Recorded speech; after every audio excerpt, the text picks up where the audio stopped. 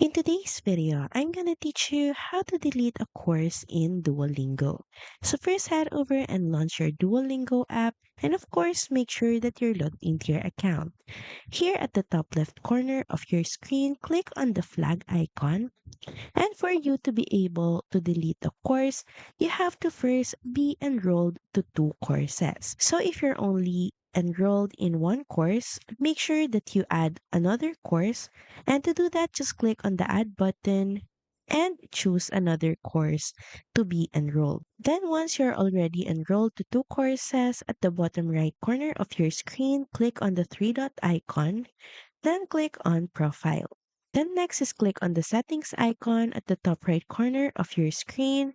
Then click on Courses. Then here click on the subtract icon beside the course that you would like to delete. And finalize by clicking on the remove button. So that's pretty much it. Thank you very much for watching this video and I'll see you again on the next one. Bye!